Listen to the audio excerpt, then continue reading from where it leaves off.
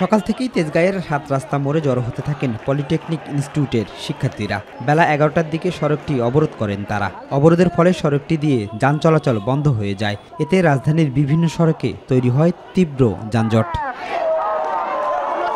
এ সময় শিক্ষার্থীরা উপসহকারী প্রকৌশলী থেকে সহকারী প্রকৌশলী পদে পদোন্নতির হার বাড়ানো, সরকারি ও স্বায়ত্তশাসিত প্রতিষ্ঠানে বিএসসি ও ডিপ্লোমা ইঞ্জিনিয়ারদের আনুপাতিক নিয়োগ সহ বিভিন্ন দাবিতে স্লোগান দেয়। বিএসসি ইঞ্জিনিয়ার যারা তাদের অযৌক্তিক যে ৩ দফা দাবি এর বিরুদ্ধে আমাদের রুখে দাঁড়াতে হবে। আমাদের ডিপ্লোমা ইঞ্জিনিয়ারদেরকে প্রকাশ্যে গুলি করার এবং জবাই করার হত্যার হুমকি দেওয়া হয়েছে। বিএসসি ইঞ্জিনিয়ারিং শিক্ষার্থীদের অযৌক্তিক ৩ দফা দাবির পক্ষে পরিচালিত কার্যক্রম রাষ্ট্র কর্তৃক অবিলম্বে বন্ধ করতে হবে। উপস্থিত শিক্ষার্থীরা অভিযোগ করে বলেন, দীর্ঘদিন ধরে কারিগরি শিক্ষাকে অবহেলা করা হচ্ছে ও প্রকৌশল কর্মক্ষেত্রে কারিগরি শিক্ষার্থীদের প্রাপ্য অধিকার হরণ করা হচ্ছে। বিএসসি ডিগ্রিধারী শিক্ষার্থীরা শাহবাগে মব সৃষ্টি করে ৩ দফা অযৌক্তিক দাবি বাস্তবায়ন করার অপচেষ্টা করছে।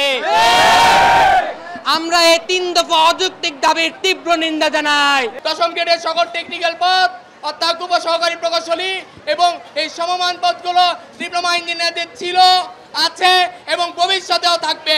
শিক্ষার্থীদের আন্দোলনকে ঘিরে আশপাশে সতর্ক অবস্থান নেয় পুলিশ। আমাদের সঙ্গে কথা হয়েছিল যে 2টার দিকে তারা চলে যাবেন ক্যাম্পাসে, তারা এখন কিন্তু ক্যাম্পাসে ফিরে যাচ্ছেন।